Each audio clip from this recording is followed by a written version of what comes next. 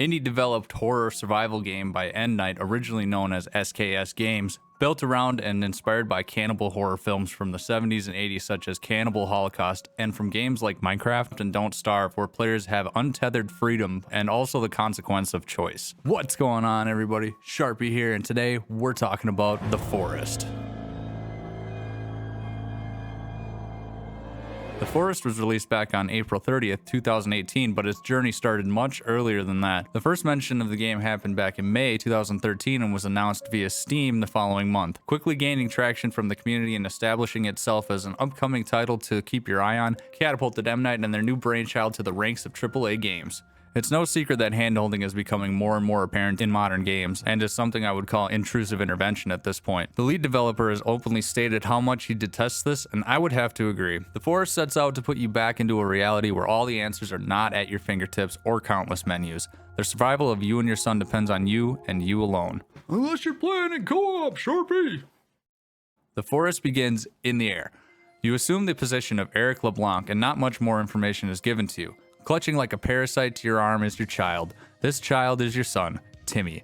God damn you, Timmy. You and your cold, lifeless eyes. Moments later, tragedy strikes and the plane starts to go down. During the chaos, you black out as the plane crashes, and you awaken amongst the wreckage to some ghoulish red figure making off with what looks like to be Timmy. God damn you, Timmy. Take him. Take him away. Once you gain your bearings and you gather up some basic supplies from the wreck and an emergency axe lodged nicely into the torso of a recently ended flight attendant, you and your trusty survival guide set off into the wilderness. It's from this point you have complete freedom on what you can do, explore your surroundings in the island, start training for the Lumberjack competition, assert clues as to Timmy's whereabouts, begin building a base, perform some population control, and even try to swim for the mainland. The choice is yours, but how well those choices pan out will soon become apparent as the days start to tick by. When you start a new game, your plane will crash in one of 4 predetermined locations on the central area of the map. Depending on which site you arrive at, you might be by the ocean, or you might be at the doorstep of the local inhabitants. A couple of tasks will present themselves to you right away when you set out, but chances are it's exploration time for now. Establishing a base or beelining to the ocean is usually a first step in my playthroughs. Scattered throughout the island are remnants of previous explorers, all of which are seemingly nowhere to be found, almost as if they were snatched away from their tents unsuspectingly in the middle of the night. You may come across one of the more curious locals coming over to check out what you're doing. They may just observe you, or they might go batshit crazy trying to attack like Amber Heard, depending on how many precious trees you've felled. The open world island, although at first glance may seem to be a product of procedural generation, is in fact handcrafted by the developers. Initially, they experimented with the ability for each new game to have a map that was procedurally generated, but found that doing so resulted in a big loss of authenticity and connection between the player and the game. At that point, they decided to move forward with one static map and have multiple starting points. Keep your eyes on the sky because only watches in this game are around the wrists of the recently deceased. Nightfall will soon creep in, and before you know it, the entire island is swallowed in pitch black, and all you have is a sill lighter and the moonlight if you're lucky to give you at most a glimmer of dim light. Terror soon moves into the lush paradise as bird calls are replaced with shrieks and agonizing cries from beyond the darkness. What creatures are lurking beyond the trees? Well shit, looks like we're stuck on this godforsaken island until further notice, and it's pretty quiet here too. But I bet if you smash that subscribe button and maybe invite a friend or two, things will liven up around here a bit more. And hey, we might even be able to build a base too. But for now, let's explore this island some more. Surviving your first night will give you a taste of what's in store for later on. It gets worse. Day 2 and the adventure continues under the revived Paradise Vacation atmosphere. Exploring more and more, you'll eventually come across a cave entrance or two. Whether you have the cojones to venture inside yet or not is up to you. There are a ton of interconnected cave systems sprawling across the island, and if you want to find the good shit in the game, you're gonna have to scavenge every inch of them. If you thought screaming in the dark of a forest was bad, try hearing it randomly in a claustrophobic cave deep underground.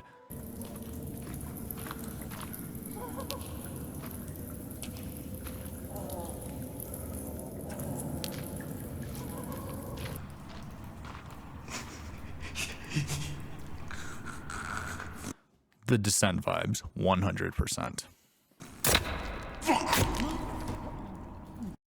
Down in the dark depths of the caves are vast tunnel systems that twist, turn, and interconnect to create a maze of disorienting fear.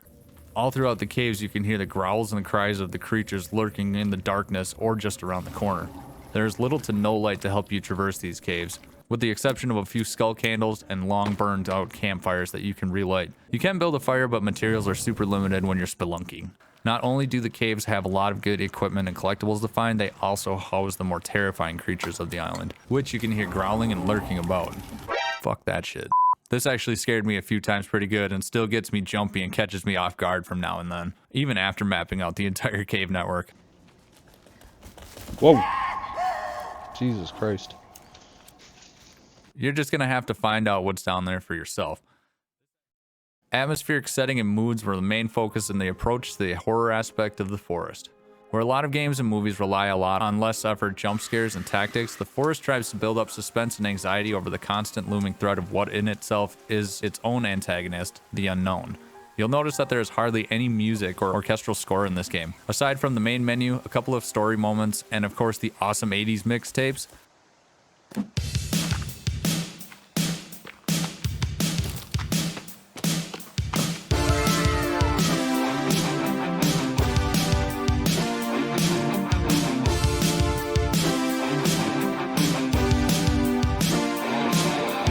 Endnight really nailed it out of the park with this aspect, and it really ties everything together, leaving you with nothing more than the sounds of the wilderness surrounding you. I mean, just listen to this ambiance.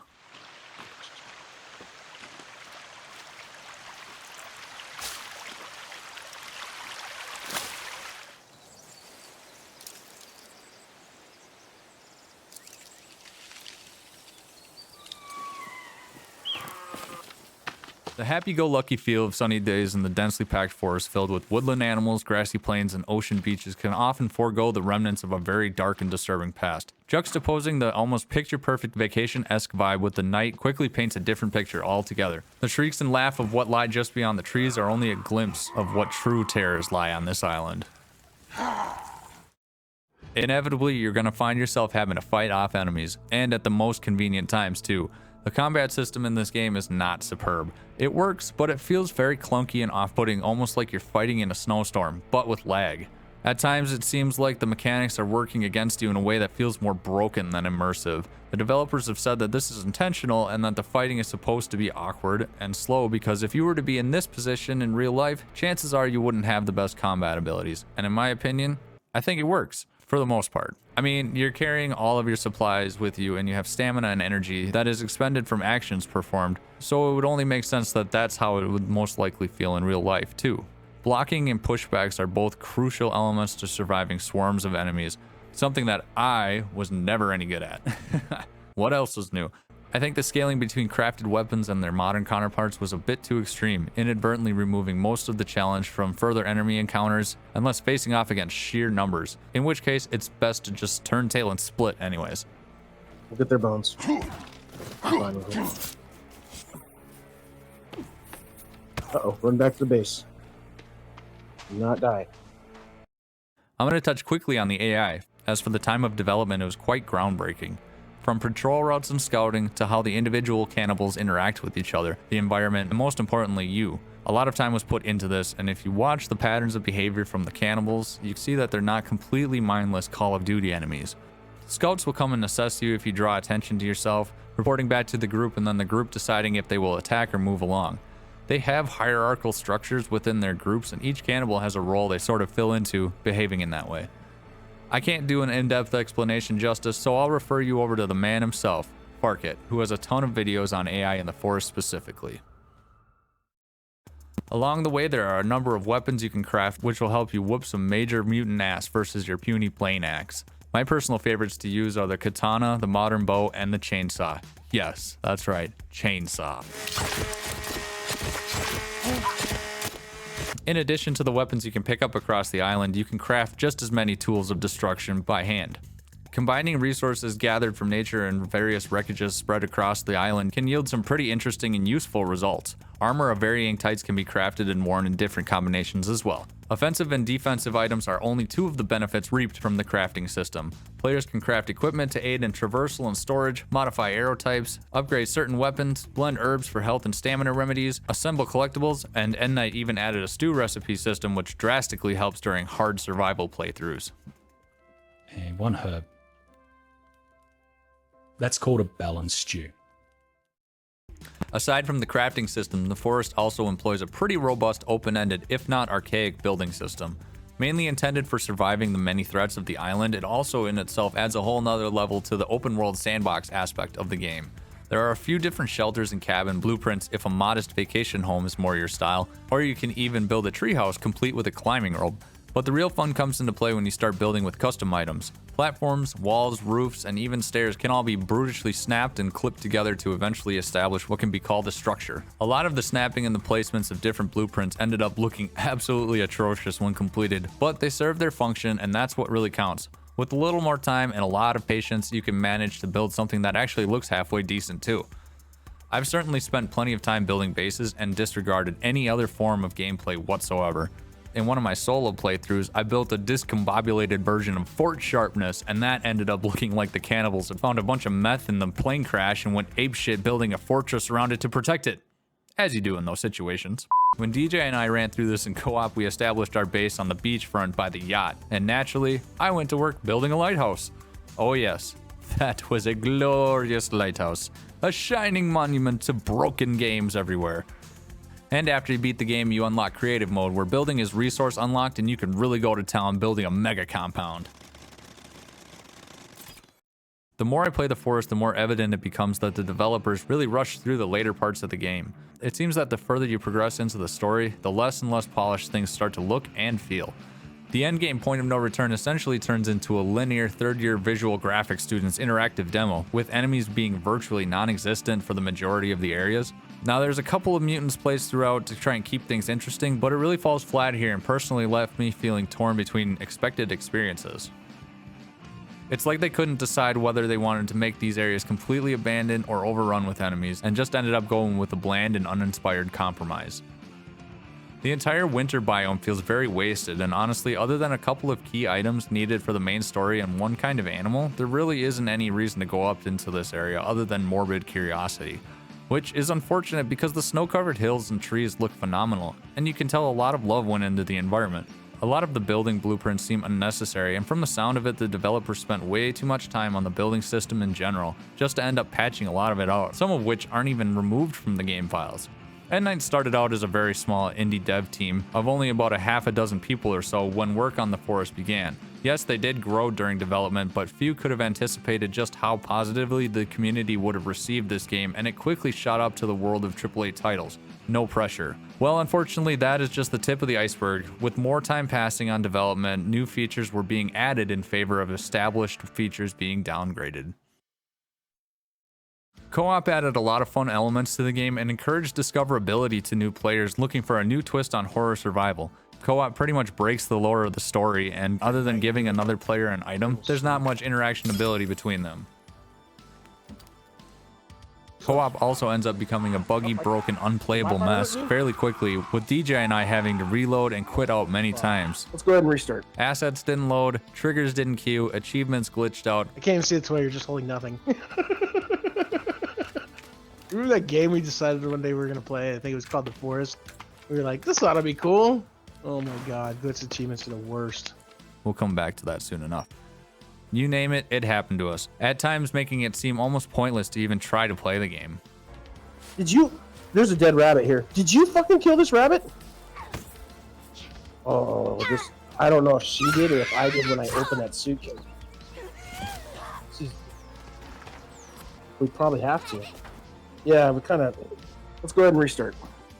Along the line, VR support was added, so I had to go check that out, being that I'm now a super cool VR ultra gamer, brah. And it played fairly decently for what it was. Alright, cool. So we got my lighter. Got my axe, my trusty plain axe. Got DJ right there. I'm gonna build a temporary shelter. We're gonna build it right there. Why do you need a temporary shelter? We have a treehouse. This is where I need the console command so I can load up some dynamite into my inventory really quick. Right? For what purpose? Just to watch it blow up a bunch of trees in VR. Okay. They're right there. Oh, we have a lighter. Right. Bro. Hey, that was really easy. I don't think it does. Yeah, that's annoying. I think it's a giant sack of dog feces. Probably. Alright, light this up. Is it ever gonna become daytime? It's working on it right now. I can't get this to light though. Yeah, hold your lighter button. Whatever button brings out your lighter. See, I didn't have problems lighting sticks. I had problems fucking lighting campfires. I'm apparently having trouble lighting stick. Oh, there it goes. Let's be right at the right spot. All right, let's go. Now that we have daylight, we don't need this. On the road again. I can't wait to go. Oh, I think we're actually at the plane. Can't. There you go. See ya, Sharp. At least I'm wearing cool clothing. Oh, we're all the way at the bottom. I'm inside you right now. Oh shit, this is freaking me out. Oh god. Yeah, Whoa. the caves are the worst in VR. I just fell all the way down. Take all these pain, take all these opiates. Yes. Now that I got all these opiates, I can get high. Did I pick it up? Oh, it did. Oh, check your inventory. Sweet. Jeez, Les. No, I don't actually. You Oh. Oh. Whoa. Oh, this guy again. No. Don't open that. I'm not even sure if I'm doing anything right now.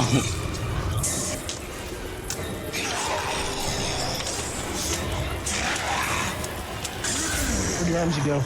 He's down here. Oh, shit. Oh, is he? I think I got it. I got. Nice. Oh, shit. Here he comes. Whoa.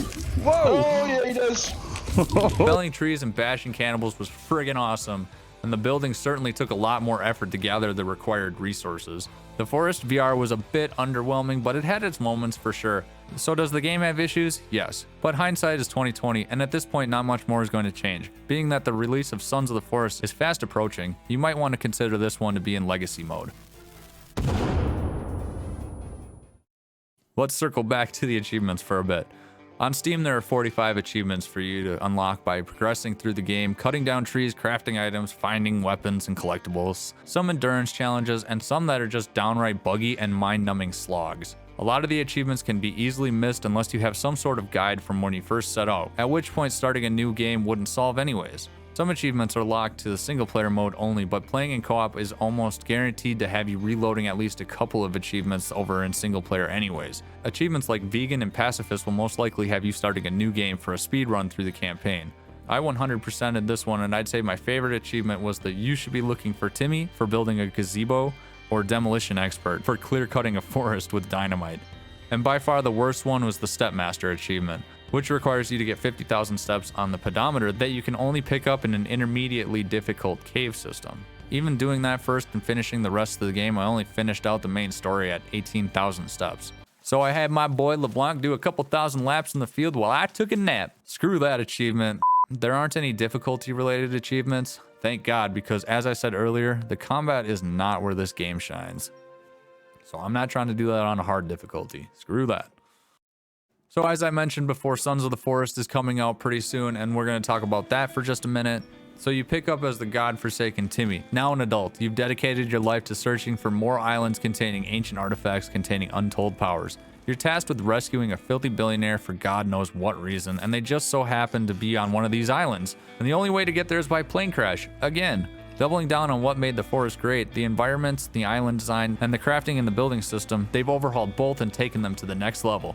Co-op is the main focus for this game, so playing with up to 7 friends is highly encouraged. As if anybody has 7 friends. Even in single player, you get a Nito Toledo AI companion named Kelvin to help aid you in your mission. Thankfully, he suffered some head trauma, so he won't be talking incessantly at you the entire game. Or, if you like, you can kill him right away and play in true single player. Allegedly! There will be new weapons and armor to use, and from the looks of it, the combat system got overhauled as well. I mentioned earlier about the AI and how badass it was in the forest, and Endnight is looking to top themselves on that one too. I'm stoked for Sons of the Forest, and I'm going to be playing it day one.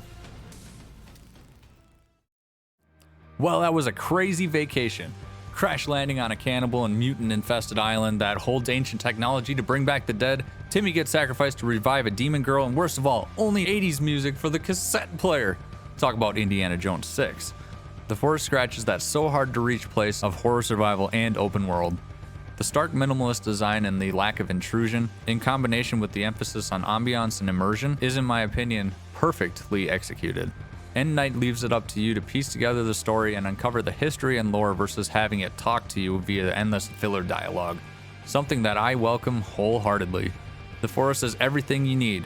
It's got the horrors that'll scare the hell out of you. It's got the crafting system down pat. It's got the building system if you want to make tree forts. It's got a ton of cannibals and mutants to destroy in plenty of creative ways. It's got VR and co-op as a friggin' hoot with friends. It's also buggy, broken, and at times basically unplayable. Yet, with all its flaws, I had a blast playing it. Enough to 100% it at least, so that's saying something. The Forest is very entertaining and highly worth checking out if survival horror is up your alley. In number speak, I'd give it an 83 out of 100. Great job, Endnight, and I'm looking forward to playing your work in the future. We've reached the end, so I guess it's that time. Thank you so much for watching. Did the forest bug out on you as much as it did for me? Let me know in the comment section below. Consider leaving a like and subscribe if you want to see more reviews like this. Make sure to follow me on Twitch and Twitter to see more. Have an awesome day, and until next time, Sharp out.